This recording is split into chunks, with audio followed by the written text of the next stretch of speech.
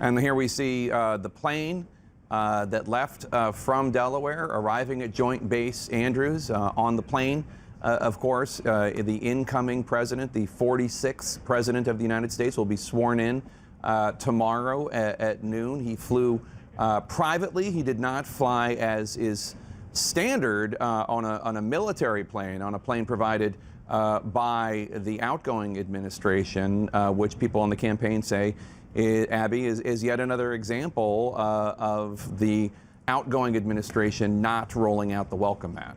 Very much so. And in so many ways, this moment feels like Joe Biden is landing in Washington, which is, by the way, a little bit of a fortress right now because of all the security around this nation's capital. But he's landing almost with a parallel administration, preparing to stand up a parallel administration while the current administration is still in power, and almost barely recognizing the incoming administration, which is so unlike what we are used to in this country. Usually there are so many lengths that are gone to make sure that there is the appearance of a handoff.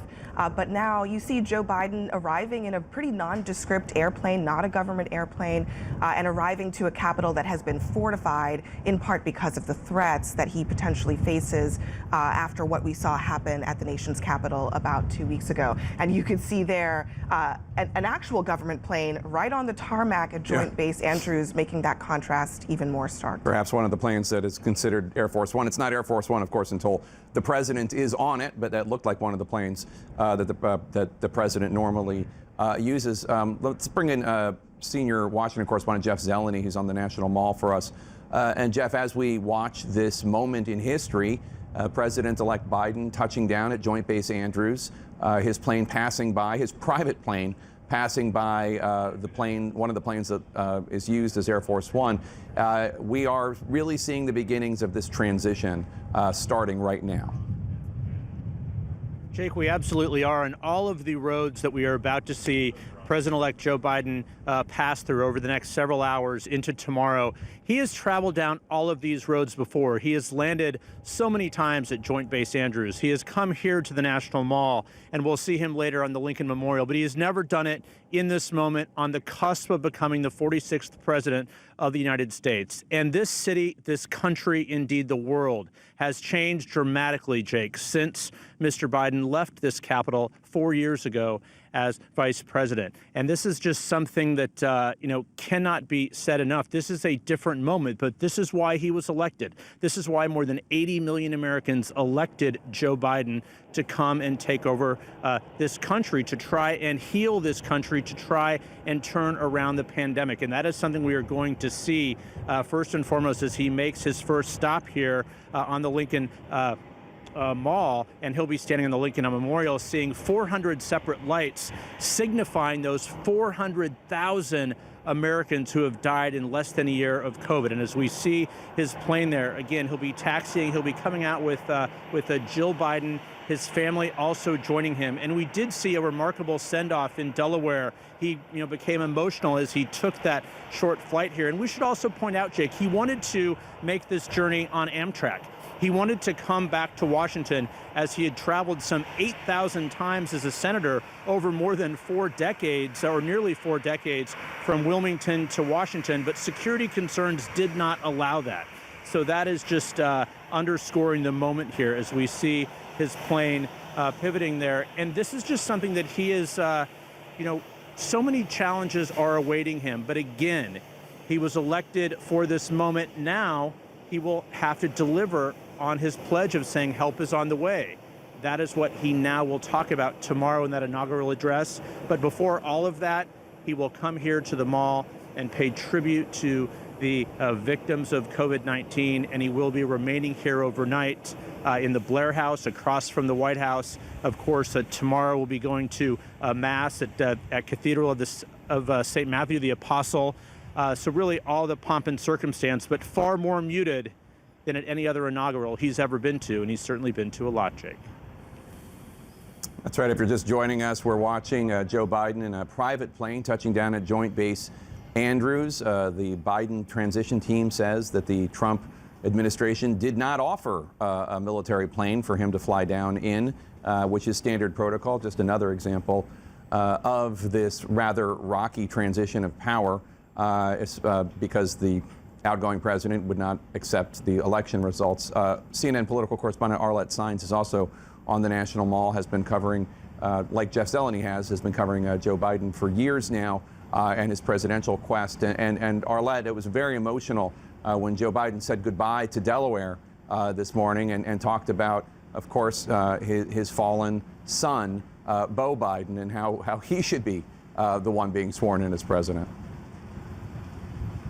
Yeah, Jake, it's very clear that Beau Biden is at the top of mind and in the hearts of President-elect Biden and his family as they make this journey down to Washington to see Biden sworn in as the 46th president of the United States after he had pursued the presidency for decades. And you heard the president-elect talking about Beau's service and the impact of his life, but also that impact that Delaware had on his life. You know, but Joe Biden often talks about his boyhood in Scranton, Pennsylvania, but it's Delaware that made Joe Biden into the political figure that he is, bringing him to Washington for 36 years as a senator, and then those 8 years he served in the White House. And as you guys have talked about, Joe Biden has landed countless times at Joint Base Andrews, flying on Air Force Two while he was vice president. I had the chance to fly on Air Force Two with the then Vice President Biden many times,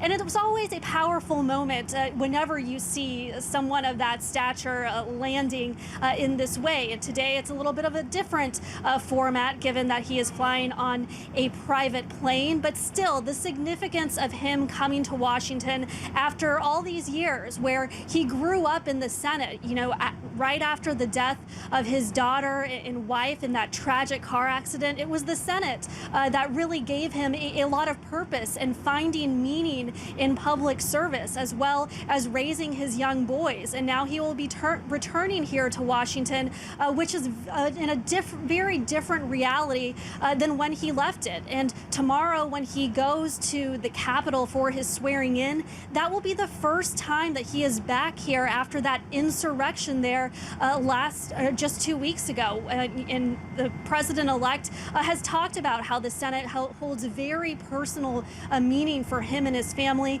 And tomorrow he will be there on the steps of Capitol Hill as he's inaugurated. Arlette Saenz, thank you so much. And we're watching and waiting for the 46th President of the United States, President-elect Biden, to come out of the plane. And it is really remarkable, Dana, that once again we see an example of the Trump administration, which will end tomorrow at noon, refusing to abide by basic decency and protocols by sending a plane to pick up Joe Biden. That's why Joe Biden is on this private plane. It is, and at the same time, an example of Joe Biden and his transition, soon to be his administration, just working around it and trying to keep their eye on the ball, which is a very, very important ball. Actually, there are multiple balls that they have to keep their eye on right now. But in the meantime, before he takes that oath, this is a moment. I mean, imagine what is going on the plane right now, the conversations being had between the president-elect, the soon-to-be First Lady, and his family, who have tried and failed at this quest for the White House. This is the third time, two times they tried and failed.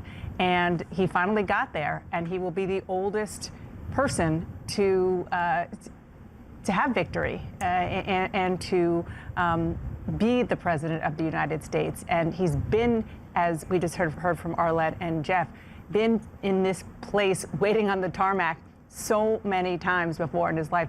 I mean, there are times when you have people who are very new to this. I mean, not the least of which was the man who Joe Biden is replacing, but it's so familiar and yet so new all at the same time for Joe Biden. He has never landed at Joint Base Andrews under circumstances like this, not just because he'll be the president, but because of just the task that is ahead of him. I mean, this country has not been in the middle of so many different crises in such a long time. And for Joe Biden, someone who gave his entire adult life to Washington, to be at the end of his career, basically coming back to D.C.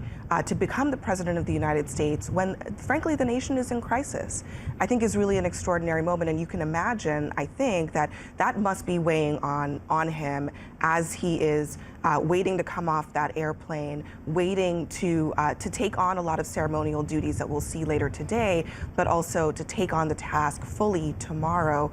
The COVID crisis, the economic crisis the country is facing, and of course, the deep, deep partisan divisions, and frankly, the rise of hatred and hate groups and domestic terror that we've seen really show itself in the last month. These are all the tasks that he faces, but it's going to someone who, as we've been talking about, knows Washington perhaps better than almost anyone in this town.